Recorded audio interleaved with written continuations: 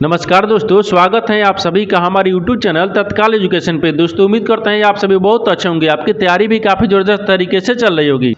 दोस्तों आज हम आप लोगों के लिए रीजनिंग के 12 अति महत्वपूर्ण प्रश्न के बारे में इस वीडियो में बताएंगे, जो कि SSC, railway, group D, NTPC या किसी स्टेट एग्जाम की तैयारी कर रहे हैं। इस टाइप के प्रश्न हमेशा परीक्षाओं में पूछे जाएंगे। दोस्तों ये पार्ट नंबर कौन से 347 है, पार्ट नंबर 346 नहीं देखें तो आप वीडियो सेक्शन में जाके देख सकते हैं। दोस्तों पहला प्रश्न देख लेते हैं। नीचे दिए गए विकल्पों में से संबंधित संख्या को चुनिए। देखिए नीचे यहाँ पर आपको एक संबंधित संख्या दी है, यानी 30 जो ना यहाँ पर आपको 150 से यानी 150 ले समेत है। ठीक उसी प्रकार से बताना है कि 40 जो ना इस प्रश्न के चिन्ह पर इन चार ऑप्शन में से किसे समित होगा। देखिए तो यहाँ पर सबसे पहले प्रश्न समझते हैं, इसमें बोलकर है। देखिए यहाँ पर 30 ले यहाँ पर क्या हो रहा है 150 हो रहा है। ठीक है, उसी प्रकार से यहाँ पर 40 को रखेंगे। देखिए तो 30 ले 150 कैसे हो रहा है, इसको ध्यान से देखिए। यहाँ पर 30 में क्या करते हैं, 30 में अगर 5 ले गुना करेंगे तो कितना के 30 बचे 150 होता है। ठीक है, उसी प्रकार से यहाँ पर 40 को भी क्या करते हैं, 40 में भी आपको यहाँ पर 5 ले गुना करेंगे, यानी 40 बचे कितना होता है 200 होता है। ठीक है, कितना है 200 हो गया, यानी इस प्रश्न के कौन सा संख्या बढ़ जाएगा 200 हो गया। तो 200 को देखते हैं किस ऑप्शन में दिख रहा है, यानी ऑप्शन नंबर सी में दिख रहा है। ऑप्शन नंबर सी आपका सही हो जाएगा। दोस्तों उम्मीद करता हूं इस प्रश्न को भी आप अच्छी तरह से समझ पाओगे। नेक्स्ट प्रश्न देख लेते हैं।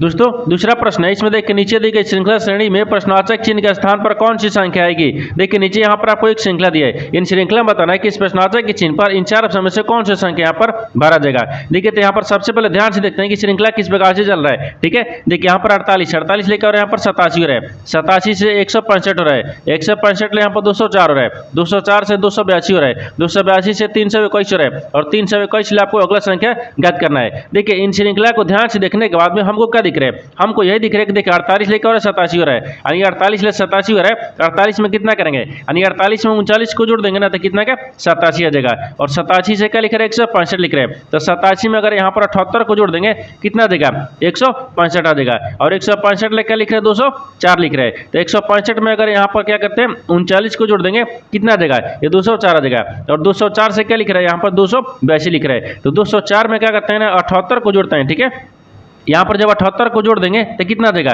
282 आ जाएगा, और 282 से क्या लिख रहे हैं यहाँ पर 321 लिख रहे हैं। तो यहाँ पर आपको क्या करते हैं, यानी 282 में यहाँ पर 39 को जोड़ देंगे, जब 39 को जोड़ देंगे तो यहाँ पर 321 आ जाएगा। ठीक है, अब 321 में कौन सी संख्या को जोड़ेंगे जो अगला संख्या ज्ञात होगा। तो देखिए यहाँ पर आपको क्या जोड़ रहे हैं नीचे 39 78 39 78 39, अब की बार क्या करेंगे 78 को जोड़ेंगे, यानी यहाँ पर 321 में ना अगर 78 को जोड़ देंगे इस प्रश्नवाचक चिन्ह पर कौन सा संख्या देगा 399 आ जाएगा। तो 399 को देखते हैं किस ऑप्शन में दिख रहा है, यानी ऑप्शन नंबर किस में दिख रहा है, ए में दिख रहा है। ऑप्शन नंबर ए आपका सही हो जाएगा। दोस्तों उम्मीद करता हूं इस प्रश्न को भी आप अच्छी तरह से समझ पाओगे। नेक्स्ट प्रश्न देख लेते हैं।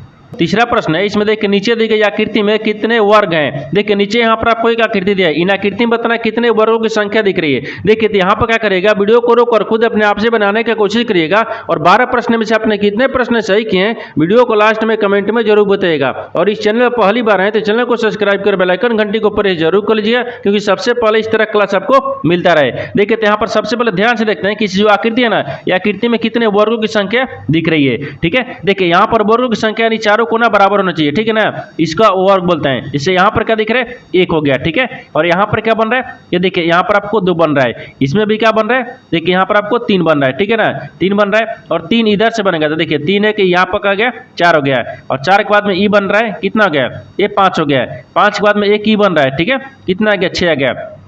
अभी कितना दिख रहा है 6 दिख रहा है, 6 के बाद में और दिखेगा। ठीक है ना, देखिए 6 हो गया, और 6 के बाद में अगर इसको रखेंगे, देखिए 6 के बाद में अगर इसको रखते हैं तो 7 आ गया, कितना गया यहाँ पर आपको 7 आ गया। देखिए अगर इसको रखेंगे तो 7 हो गया, और 7 के बाद में और दिख रहा है इसमें, हाँ और दिखेगा। ठीक है, देखिए 7 के बाद में अगर इसको ई रखेंगे कितना आ गया यहाँ पर आपको 8 को दिख रहा है, कितना दिख रहा है 8 दिख रहा है। ठीक है, 8 दिख रहा है, 8 के बाद में और कहीं दिख रहा है, हाँ दिख रहा है, ये बड़ा वाला दिख रहा है। ठीक है ना, 8 के बाद में एक क्या दिख रहा है 9 दिख रहा है, क्या दिख रहा है यहाँ पर आपको 9 को दिख रहा है, यानी इस आकृति में टोटल कितने वर्गों की संख्या दिख रही है 9 को दिख रहा है। तो 9 को देखते हैं किस ऑप्शन में दिख रहा है, ऑप्शन नंबर यहाँ पर आपको सी में दिख रहा है, अब ऑप्शन नंबर सी आपका सही हो जाएगा। दोस्तों उम्मीद करता हूँ इस प्रश्न को भी आप अच्छी तरह से समझ पाओगे। नेक्स्ट प्रश्न देख लेते हैं। दोस्तों 4वां प्रश्न है, इसमें देखिए यदि किसी सांकेतिक भाषा में यानी कुमार को JTLZO लिखा जाता है तो यहाँ पर आपको बोल रहा है कि शंकर को उसी भाषा में कैसे लिखा जाएगा। देखिए यहाँ पर सबसे पहले प्रश्न समझते हैं, इसमें बोलकर है, ठीक है। देखिए यहाँ पर क्या बोल रहा है कि यहाँ पर यदि किसी सांकेतिक भाषा दी है जो कुमार को यहाँ पर JTLZQ के रूप में लिखा जाता है, उसी प्रकार से यहाँ पर शंकर को कैसे लिखा जाएगा उसी भाषा में आपको बताना है। तो सबसे पहले देखते हैं कुमार को कैसे लिख रहा है, ठीक है ना। देखिए यहाँ पर कुमार को क्या लिख रहे हैं, तो के दिया है, फिर यहाँ पर यू दिया है, एम दिया है, ए दिया है और आर दिया है, ठीक है ना। कुमार को क्या लिख रहे हैं, तो कुमार को देखिए जे लिख रहा है, टी लिख रहा है, एल लिख रहा है, जेड लिख रहा है और क्यू लिख रहा है। एक कैसे लिख रहा है, ठीक है। उसी प्रकार से यहाँ पर शंकर को रखेंगे। देखिए शंकर को क्या दिए, एस ए, ठीक है ना, एन यानी के ए और आर दिया है, ठीक है ना। शंकर को कैसे लिख रहा है, देखिए तो यहाँ पर आपको क्या लिख रहा है, तो यहाँ से के दिख रहा है, के से क्या लिख रहा है यानी जे लिख रहे हैं, के से क्या लिख रहे हैं जे लिख रहे हैं। तो के में क्या करेंगे, अगर के में 1 को माइनस कर लेंगे तो ये जे आ जाएगा। और यू से क्या लिख रहे हैं टी लिख रहे हैं, तो यू में भी -1 करेंगे तो यहाँ पर टी आ जाएगा। और एम से क्या लिख रहे हैं एल लिख रहे हैं, एल यानी एम में भी -1 करेंगे तो एल आ जाएगा। और ए से क्या लिख रहे हैं जेड लिख रहे हैं, तो ए में भी -1 कर लेंगे कितना आ जाएगा, यहाँ पर जेड आ जाएगा। और यहाँ पर क्या लिख रहे हैं आर, आर से क्या लिख रहे हैं क्यू लिख रहे हैं, यानी आर में भी -1 कर देंगे तो क्यू आ जाएगा, ठीक है ना। उसी प्रकार से यहाँ पर शंकर को रखेंगे, यानी इसमें क्या कर रहे हैं, यानी कुमार में -1 करने के बाद में हमको क्या दिख रहा है, यानी यहाँ पर आपको देखिए JTLZQ दिख रहा है, ठीक है ना। उसी प्रकार से हम क्या करते हैं, यानी शंकर को भी रखेंगे। देखिए तो एस दिख रहा है, एस में क्या करते हैं -1 कर लेंगे। जब एस में -1 करेंगे तो यहाँ पर कितना आ जाएगा, ए आर आ जाएगा। और ए में क्या करते हैं -1 करेंगे, जब ए में -1 करेंगे तो जेड आ जाएगा। और ए में भी क्या करते हैं -1 कर लेंगे तो इसमें कितना आ जाएगा, ये आपको यहाँ पर आपको एम आ जाएगा, ठीक है, एम आ गया। और के दिख रहा है, के में भी -1 करेंगे, जब के में -1 करेंगे तो यहाँ पर जे आ जाएगा। और ए में भी -1 करेंगे, ठीक है ना, तो यहाँ पर कितना आ गया, ये जेड आ गया। और आर में भी -1 करते हैं, यहाँ पर कितना आ गया, ये क्यू आ जाएगा।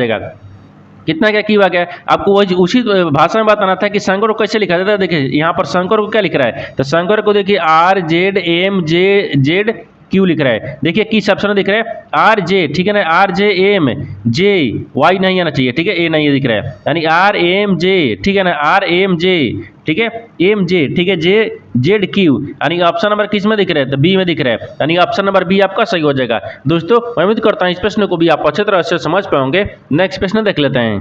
दोस्तों 5वां प्रश्न है, इसमें देखिए नीचे दिए गए प्रश्न आकृति में लुप्त संख्या ज्ञात कीजिए। देखिए नीचे यहाँ पर आपको एक आकृति दी है, इन आकृति में बताना है कि इस प्रश्नार्थ के चिन्ह पर इन 4 ऑप्शन में से कौन सा यहाँ पर संख्या भरा जाएगा। देखिए तो यहाँ पर सबसे पहले प्रश्न समझते हैं, इसमें बोलकर है, ठीक है। देखिए यहाँ पर आपको 2 आकृति दी है, इन दोनों आकृति में बताना है ना, यहाँ पर आपका दिख रहा है इस प्रश्नार्थ के चिन्ह पर संख्या को रखना है, ठीक है। तो सबसे पहले देखते हैं कि जो पहला आकृति है वो कैसे फॉलो कर रहा है। देखिए अगर मान लीजिए इसको 9 को और 4 को और 1 को आपस में जोड़ेंगे तो क्या 123 आएगा, नहीं आएगा। अगर गुना करके देखते हैं, ठीक है, तो 9 चौके यहाँ पर 36 होगा, 36 में 1 से गुना करेंगे तो 36 आएगा, लेकिन यहाँ पर 123 लिख रहा है, ठीक है ना, ये नहीं हो रहा है। इसमें थोड़ा सा लॉजिक लगाते हैं। देखिए इसमें लॉजिक कैसे लगाएंगे, यहाँ पर आपको क्या दिख रहा है, ये बीच वाली संख्या क्या दिख रहा है, 123 दिख रहा है, क्या दिख रहा है 123 दिख रहा है, यानी 123 का मतलब क्या होगा कि 1 का क्या करेंगे स्क्वायर करते हैं, ठीक है। तो यहाँ पर कितना गया, 1 आ गया। फिर है ना यहाँ पर 2 का भी स्क्वायर करेंगे तो कितना गया, ये 2 दूनी के 4 आ गया।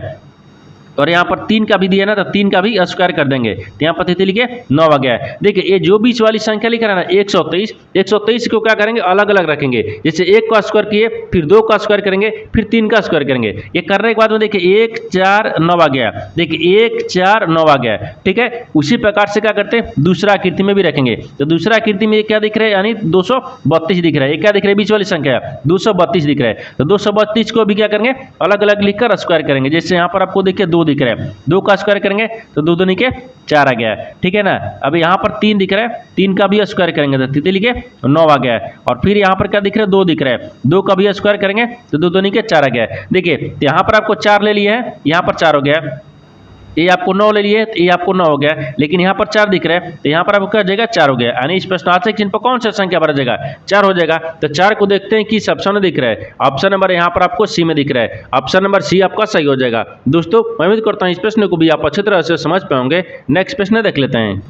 दोस्तों 6वां प्रश्न है, इसमें देखिए राहुल का जन्म 10 जून 1992 में हुआ था, तो उसका जन्म सप्ताह के किस दिन में हुआ था। देखिए यहाँ पर सबसे पहले प्रश्न समझिए से बोलकर है, यहाँ पर क्या बोल रहा है, ये बोल रहा है कि राहुल का जन्म हुआ है, कब हुआ है कि 10 जून 1992 में हुआ था, ठीक है। तो उसका जन्म सप्ताह के किस दिन में हुआ था, यानी सप्ताह के किस दिन हुआ था आपको इसी को बताना है। देखिए तो सबसे पहले यहाँ पर ध्यान से देखिए, ये आपको क्या दिख रहा है, ये ठीक है। देखिए राहुल का जन्म कब हुआ था, 10 जून 1992, तो यहाँ पर क्या लिखते हैं, 10 जून को रखते हैं, ठीक है ना। देखिए तो यहाँ पर क्या लिख रहे हैं, 10 लिख रहे हैं, ठीक है, 10 जून दिख रहे हैं, ठीक है। 10 जून कितना दिख रहा है, तो 1992 दिख रहे हैं, तो यहाँ पर 1992 रखते हैं, ठीक है। 1992 ये किस दिन है आपको इसी को बताना है, दिन को बताना है। देखिए दिन को बताने के लिए क्या करेंगे, शेष दिन होता है, जैसे यहाँ पर क्या हो गया, दिन हो गया, एक क्या दिख रहा है, शेष दिन, ठीक है ना। तो यहाँ पर यानी इसको डेट निकालने के लिए या दिन निकालने के लिए क्या होता है, यहाँ पर सबसे पहले डेट होता है, यानी दिनांक हो गया, ये क्या दिख रहा है, दिनांक हो गया, ठीक है ना, दिनांक। यहाँ पर क्या दिख रहा है, दिनांक हो गया, फिर प्लस में यहाँ पर माह कोड लिखेंगे, ठीक है, महीना कोड हो गया, ये माह कोड दिखेगा, ठीक है ना। फिर प्लस में क्या रखते हैं, यहाँ पर वर्ष रखेंगे, ये वर्ष दिख रहा है, ठीक है, वर्ष हो गया। फिर प्लस में क्या दिखेंगे, लीप ईयर्स, यानी एल लगते हैं, देखिए लीप, एल से लीप हो गया, यानी वर्ष लिखते हैं, ठीक है ना, यानी लीप वर्ष हो गया, ठीक है, लीप वर्ष। फिर प्लस में शताब्दी हो जाएगा, यहाँ पर शताब्दी हो गया, ठीक है ना, ये शताब्दी दिख रहा है। अब इन सब में क्या करते हैं, आपस में 7 को जोड़ेंगे, सबको जोड़ने के बाद में 7 से भाग करेंगे। अब देखिए यहाँ पर दिनांक बोल रहा है, तो यहाँ पर 10 जून लिया है, तो 10 जून को यहाँ पर रख लेंगे, ठीक है। और फिर प्लस में यहाँ पर महीना कोड, यानी जून का महीना कोड क्या होता है, तो जून का महीना कोड यहाँ पर 5 होता है, ठीक है ना, ठीक है। अब फिर प्लस में दिया है, ये वर्ष दिया है, तो वर्ष क्या दिख रहा है, 1992 दिख रहा है, तो 1992 में क्या रखते हैं, केवल 92 रखते हैं, ठीक है, यहाँ पर आपको 92 हो जाएगा। फिर प्लस में करते हैं, यानी लीप ईयर्स, इस लीप ईयर्स में कितने होगा, तो लीप ईयर्स से यहाँ पर आपको कितना गया, ये 23 आ जाएगा, ठीक है, 23 लीप ईयर्स हो गया। ये शताब्दी वर्ष है, नहीं है, इसमें आपको इसका कोड क्या हो जाएगा, ये 0 हो गया, शताब्दी वर्ष का कोड क्या होगा, 0 हो जाएगा। और इनको भी क्या करते हैं, 7 से भाग करेंगे, ठीक है ना, सबको जोड़ेंगे, सबको जोड़ने के बाद में कितना गया, 130 आ गया। और 130 में क्या करते हैं, 7 ले भाग करेंगे, जब यहाँ पर 7 से भाग कर लेंगे तो शेषफल कितना बचेगा, ठीक है ना, ये शेषफल आपको 4 बचेगा, 4 मत में कट नहीं रहा है, ये शेषफल बच रहा है, ठीक है ना, यहाँ पर शेषफल हो जाएगा, ठीक है। ये क्या दिख रहा है, शेष, ठीक है ना, फल, शेषफल कितना गया, तो शेषफल आपको 4 दिख रहा है। जब शेषफल यहाँ पर 4 आ गया, इसको भाग देने पर शेषफल जब 4 आ गया, तो 4 को क्या करेंगे, यानी 4 को देखिए, तो 4 कितने पाते हैं, तो देखिए सोमवार, मंगलवार, बुधवार, बृहस्पतिवार, ठीक है ना। तो यहाँ पर आपको कितने दिख रहे हैं, ठीक है। देखिए जब शेषफल 4 आ गया ना, तो यहाँ पर देखिए यानी रविवार को क्या होता है, 1 तारीख, रविवार को 1 हो गया, ठीक है, रविवार, सोमवार, मंगलवार, बुधवार, यानी 4 दिन आ गया ना, तो 4 दिन अगर इसमें जोड़ लेंगे तो कितना आ गया, ठीक है, तो ये कितना आ जाएगा, ये बुधवार आ गया, ठीक है ना, कितना आ गया, ये बुधवार, ठीक है, बुधवार हो जाएगा। ये क्या दिख रहा है, बुधवार दिख रहा है। यानी आपको वही बोला है कि देखिए 10 जून 1992 को जब उसका जन्म हुआ ना राहुल का, वो कौन सा दिन था, तो बुधवार था। तो बुधवार को देखिए किस ऑप्शन में दिख रहा है, ऑप्शन नंबर बी में दिख रहा है, ऑप्शन नंबर बी आपका सही हो जाएगा। दोस्तों मैं उम्मीद करता हूँ इस प्रश्न को भी आप अच्छी तरह से समझ पाओगे। नेक्स्ट प्रश्न देख लेते हैं। दोस्तों 7वां प्रश्न है, इसमें देखिए नीचे दिए गए विकल्पों में से संबंधित शब्द को चुनिए। देखिए नीचे यहाँ पर आपको एक संबंधित शब्द दिया है, यहाँ पर आपको क्या दिख रहा है, शोक दिख रहा है। शोक जो है यहाँ पर खुशी से समझते हैं, ठीक उसी प्रकार से बताना है कि संशय, यानी संशय जो है ना, इस प्रश्नार्थक के चिन्ह पर इन 4 ऑप्शन में से किसे समझ होगा। देखिए तो यहाँ पर सबसे पहले प्रश्न समझ जिसमें बोलकर है, यहाँ पर आपको देखिए शोक, शोक जो है ना आपको यहाँ पर खुशी से समझते हैं, ठीक उसी प्रकार से संशय को बताना है, ठीक है ना। देखिए तो यहाँ पर यानी शोक, शोक का विपरीत क्या होता है, खुशी होता है, विपरीत दिया है, ठीक है, यानी शोक का विपरीत क्या होता है, खुशी होता है। उसी प्रकार से संचय को विपरीत क्या होता है, यहाँ पर आपको विपरीत रखेंगे, ठीक है, विपरीत, इसका भी विपरीत क्या हो जाएगा, तो संचय को विपरीत क्या होता है, ठीक है ना, तो संचय का भी तो कहता है यानी संचय रहित होता है, ठीक है। देखिए यहाँ पर यानी संचय रहित, ठीक है ना, यानी संचय रहित होता है, ठीक है, संचय रहित होता है। तो यहाँ पर आपको संचय रहित भरा जाएगा। तो संचय रहित को देखिए किस ऑप्शन में दिख रहा है, यानी ऑप्शन नंबर बी में दिख रहा है, ऑप्शन नंबर बी आपका सही हो जाएगा। दोस्तों मैं उम्मीद करता हूँ इस प्रश्न को भी आप अच्छी तरह से समझ पाओगे। नेक्स्ट प्रश्न देख लेते हैं। दोस्तों 8वां प्रश्न है, इसमें देखिए PQRST और U नामक है यानी 6 विद्यार्थियों एक सीधी पंक्ति में उत्तर की ओर मुंह करके बैठे हुए हैं, यानी P और S के एस के सिरे पर बैठा है और टी पी के ठीक बगल में बैठा है, जबकि यू एस के ठीक बगल में बैठा है, यानी क्यू और एस के बीच केवल एक व्यक्ति बैठा है, यानी आर के अलावा क्यू के ठीक बगल में कौन बैठा है। देखिए यहाँ पर सबसे पहले प्रश्न समझिए से बोलकर है। देखिए यहाँ पर क्या बोल रहे हैं, ये बोल रहा है कि 6 व्यक्ति दिया है। ये कितना दिया है, देखिए यहाँ पर P Q R S T और नामक 6 व्यक्ति विद्यार्थियों एक सीधी पंक्ति में उत्तर की ओर मुड़ करके बैठे हुए हैं। यानी इसका मतलब कि सबसे पहले 6 व्यक्ति को बैठाते हैं। जैसे देखिए यहाँ पर क्या दिख रहा है, 1 दिख रहा है, 2 दिख रहा है, 3 दिख रहा है, ठीक है ना, ये 4 दिख रहा है, ये 5 हो गया, ये 6 दिख रहा है, ठीक है। 6 व्यक्तियों का जो उत्तर की तरफ मुँह करके बैठे हुए, ठीक है। बोल रहा है ना कि पी और क्यू नहीं सॉरी यहाँ पर पी और एस एक सिरे पर बैठा है, यानी पी और एस दोनों ना तो आपको दोनों सिर पर बैठा है, यानी दोनों यानी क्या बैठा है ऊपर में। जैसे यहाँ पर क्या दिख रहा है, इसको क्या रखते हैं यानी पी रखते हैं, पी हो गया और यहाँ पर एस हो गया। देखिए पी और एस क्या है, दोनों क्या है पंक्ति के सिरों पर है, दोनों पंक्ति के सिरों बैठा दिए। आगे क्या बोल रहा है कि देखिए टी पी के ठीक बगल में बैठा है, जो टी है ना टी वो पी के बगल में बैठा है, तो पी यहाँ पर दिख रहा है तो टी को यहाँ पर रखते हैं, तो बगल में बैठ गया। आगे दिख रहा है कि जबकि यू एस के ठीक बगल में बैठा है, लेकिन यू जो है ना यू एस के बगल में बैठा है, एस के बगल में यहाँ पर यू को रख लेते हैं, ठीक है। आगे देखिए कि क्यू और एस के ठीक केवल एक व्यक्ति बैठा है। देखिए यहाँ पर क्यू और एस के बीच, क्यू और एस के बीच, तो यहाँ पर एस हो गया और क्यू, तो यहाँ पर क्यू को रखते हैं। एस और क्यू के बीच में केवल एक व्यक्ति बैठा है, यू बैठा है, ठीक है। बोल रहा है कि आर के अलावा यानी क्यू के ठीक बगल में कौन बैठा है, यानी आर के अलावा, तो यहाँ पर आर को रख लेते हैं, ठीक है ना, यहाँ पर आर को रखते हैं, ठीक है, आर को रखते हैं। यानी आर के अलावा बोल रहा है ना कि आर के अलावा क्यू के बगल में कौन बैठा है, तो यहाँ पर क्यू के बगल में आर दिख रहा है, लेकिन इसके अलावा कौन बैठ रहा है, तो इसके अलावा देखिए यहाँ पर यू बैठ रहा है, बगल में कौन बैठा है, यू बैठा है, यानी क्यू के बगल में कौन बैठा है, तो यू बैठा है। तो यू को देखिए किस ऑप्शन दिख रहा है, यानी ऑप्शन नंबर किस में दिख रहा है, तो बी में दिख रहा है। ऑप्शन नंबर बी आपका सही हो जाएगा। दोस्तों मैं उम्मीद करता हूँ इस प्रश्न को भी आप अच्छी तरह से समझ पाओगे। नेक्स्ट प्रश्न देख लेते हैं। दोस्तों 9वां प्रश्न है, इसमें देखिए उच्च व्यय नारे का चयन करें जो दिए गए वर्गों के बीच संबंध को सर्वोत्तम रूप से दर्शाता है। देखिए नीचे यहाँ पर आपको 3 शब्द दिए, इन तीनों शब्द को बताना कि आपस में कैसे संबंधित है और इन 4 वेन डायग्राम में से कौन सा वेन डायग्राम बनेगा। देखिए तो यहाँ पर सबसे पहले ध्यान से देखते हैं कि तीनों शब्द में से सबसे कॉमन क्या दिख रहा है। देखिए यहाँ पर आपको पत्रिकाएं दिया है, फिर मूवीज दिया है और पुस्तकें दिया है, तो सबसे कॉमन क्या दिख रहा है, तो सबसे कॉमन यहाँ पर क्या दिख रहा है, यहाँ पर पुस्तकें दिख रहा है। पुस्तक के अंदर में यानी पत्रिकाएं आ जाएगा, लेकिन मूवीज आपको अलग दिख रहा है। जैसे देखिए ये क्या दिख रहा है, यहाँ पर आपको पुस्तक दिखेगा, ठीक है ना, ये पुस्तक हो गया, लेकिन पुस्तक के अंदर में क्या दिख रहा है, पत्रिकाएं आ जाएगी, तो यहाँ पर आपको ठीक है, पत्रिकाएं हो गया, पत्रिकाएं दिख रही है, ठीक है, यानी पुस्तक के अंदर पत्रिकाएं आ जाएगा, लेकिन पुस्तक के अंदर में क्या मूवी आ जाता है, नहीं, मूवी आपको फिल्म एक अलग हो गया, ठीक है ना। तो यहाँ पर आपको मूवीज दिखेगा, मूवीज क्या दिख रहा है, अलग दिख रहा है, यानी इस तरह का वेन डायग्राम बनेगा। इस तरह का वेन डायग्राम देखते हैं किस ऑप्शन में दिख रहा है, तो ऑप्शन नंबर यहाँ पर आपको ए में दिख रहा है, यानी ऑप्शन नंबर ए आपका सही हो जाएगा। दोस्तों मैं उम्मीद करता हूँ इस प्रश्न को भी आप अच्छी तरह से समझ पाओगे। नेक्स्ट प्रश्न देख लेते हैं। दोस्तों 10वां प्रश्न है, इसमें देखिए एक शाम यानी एक शाम को प्रतीक और प्रनील एक छत पर एक दूसरे के आमने सामने खड़े होकर बात कर रहे थे। यदि प्रतीक की छाया पूर्ण रूप से प्रनील के शरीर पर पड़ रही थी तो यहाँ पर प्रनील का मुख किस दिशा की ओर था। देखिए यहाँ पर सबसे पहले प्रश्न समझिए से बोलकर है, ठीक है। यहाँ पर बोल रहा है कि एक शाम को, हमारे यहाँ पर सबसे पहले डायग्राम को बनाते हैं। जैसे देखिए ये आपको क्या होता है, यहाँ पर एक पूर्व होता है, ठीक है, यहाँ पर आपको पश्चिम होता है, ऊपर में क्या होता है उत्तर होता है, नीचे क्या होता है यहाँ पर दक्षिण होता है। ये क्या बोल रहा है, एक शाम को, मान लीजिए यहाँ पर हमको शाम रखते हैं, यानी सूर्य हो गया, ठीक है, यानी शाम हो गया, यहाँ पर आपको शाम दिख रहा है, ठीक है ना, ये शाम हो गया, ठीक है, शाम हो गया। अब बोल रहा है कि प्रतीक और प्रनील छत पर एक दूसरे से आमने सामने खड़े होकर बात कर रहे थे। तो यहाँ पर क्या रखते हैं, मान लीजिए ये प्रतीक हो गया, यहाँ पर प्रतीक दिख रहा है ना, ये प्रतीक हो गया, ठीक है, ये प्रतीक हो गया, और इसको क्या रखते हैं, प्रनील को रखते हैं, प्रनील, ठीक है ना, ये प्रनील हो गया, ये प्रतीक दिख रहा है, ये प्रनील हो गया। ये आमने सामने बात कर रहा है, यानी ये अपने एक दूसरे से बात कर रहे हैं, ठीक है, एक दूसरे से बात कर रहे हैं, आमने सामने बात कर रहे हैं,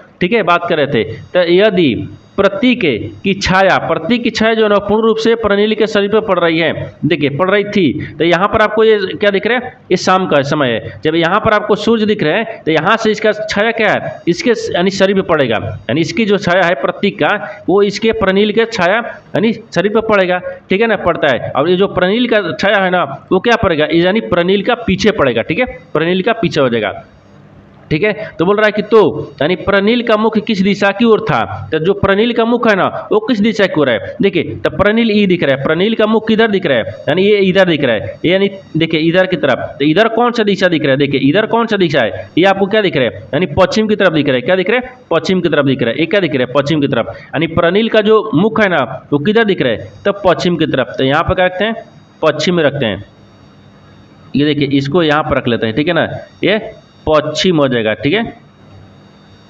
पश्चिम दिख रहा है, क्या दिख रहा है, पश्चिम दिख रहा है, यानी प्रणाली का मुख जो है ना वो किधर दिख रहा है, पश्चिम की तरफ। तो पश्चिम देखिए किस ऑप्शन में दिख रहा है, तो ऑप्शन नंबर डी में दिख रहा है, ऑप्शन नंबर डी आपका सही हो जाएगा। दोस्तों मैं उम्मीद करता हूँ इस प्रश्न को भी आप अच्छे तरह से समझ पाओगे। नेक्स्ट प्रश्न देख लेते हैं। दोस्तों 11वां प्रश्न है, इसमें देखिए धरणु, देखिए यहाँ पर धरणु का एक भाई आनंद है, यानी धरणु कुमार का पुत्र है, यानी कृष्णन कुमार के पिता हैं, तो आनंद कृष्णन से कैसे संबंधित है। देखिए यहाँ पर सबसे पहले प्रश्न समझिए से बोलकर है, देखिए यहाँ पर क्या बोल रहे हैं, ये बोल रहा है कि एक धरणु है, ठीक है ना, देखिए बोल रहा है कि धरणु का एक भाई आनंद है, तो सबसे पहले धरुण को रखते हैं, तो यहाँ पर क्या लगते हैं, देखिए ये धरुण हो गया, धरुण, ठीक है ना, ये धरुण क्या दिख रहा है, वो आनंद का भाई है, तो मान लीजिए यहाँ पर आनंद, ठीक है ना, ये क्या रखते हैं, यहाँ पर आनंद को रखते हैं, ठीक है, यानी आनंद हो गया, ठीक है ना, ये आनंद दिख रहा है, ठीक है, आनंद हो गया, ठीक है, आनंद ये क्या किसका भाई है, देखिए यहाँ पर धरुण जो है वो आनंद का एक भाई है, तो आनंद का भाई कौन दिख रहा है, ये धरुण दिख रहा है, तो यहाँ पर आपको भाई को रख लेंगे, ठीक है, भाई दिख रहा है। आगे बोल रहा है कि धरुण कुमार का पुत्र है, जो धरुण है ना, धरुण वो कुमार का पुत्र है, तो मान लीजिए यहाँ पर कुमार को रखते हैं, ठीक है, ये कुमार का पुत्र कौन है, धरुण है, तो ये पुत्र दिख रहा है, ठीक है, पुत्र है। आगे बोल रहा है कि देखिए कृष्णन जो है ना, कृष्णन वो कुमार के पिता हैं, जो कृष्णन है वो कुमार के पिता हैं, तो कुमार का पिता कौन हो गया, तो यहाँ पर ठीक है कृष्णन हो गया, यहाँ पर आपको क्या दिख रहा है, यानी कृष्णन, ठीक है, यानी कृष्णन हो गया, ठीक है, कृष्णन क्या है, पिता है, तो यहाँ पर आपको पिता को रखते हैं, ठीक है ना, ये पिता है, आगे ठीक है, पिता है। आगे क्या बोल रहा है, ठीक है ना, अब बोल रहा है कि आनंद कृष्णन से कैसे संबंधित है, यानी आनंद जो है ना, आनंद कृष्णन से कैसे संबंधित है। देखिए आनंद जो है वो कृष्णन से कैसे संबंधित है, तो यहाँ पर ध्यान से देखिए एक क्या दिख रहा है, यहाँ पर आपको देखिए एक इसका यानी कृष्णन का क्या दिख रहा है, कृष्णन का पुत्र कौन दिख रहा है, तो कृष्णन का पुत्र यहाँ पर आपको कुमार दिख रहा है, और कुमार का पुत्र कौन दिख रहा है, यानी क्या दिख रहा है, धरुण दिख रहा है, और धरुण का भाई कौन दिख रहा है, तो धरुण का भाई यहाँ पर ई दिख रहा है। देखिए इसका पिता यानी धरुण के पिता, देखिए कुमार के पुत्र और इसका पिता, यानी ये क्या दिखेगा, पोता हो जाएगा, क्या होगा, यहाँ पर आपको पोता दिख रहा है। जो यहाँ पर कृष्णन है ना, कृष्णन यानी आनंद को क्या बोलेगा, पोता बोलेगा, क्योंकि बेटा के बेटा है, क्या है, पोता दिख रहा है। तो पोता देखिए किस ऑप्शन दिख रहा है, यानी ऑप्शन नंबर किस में दिखे, यानी सुपुत्र यानी पोता, ऑप्शन नंबर सी में दिख रहा है, ऑप्शन नंबर सी आपका सही हो जाएगा। दोस्तों मैं उम्मीद करता हूँ इस प्रश्न को भी आप अच्छी तरह से समझ पाओगे। नेक्स्ट प्रश्न देख लेते हैं।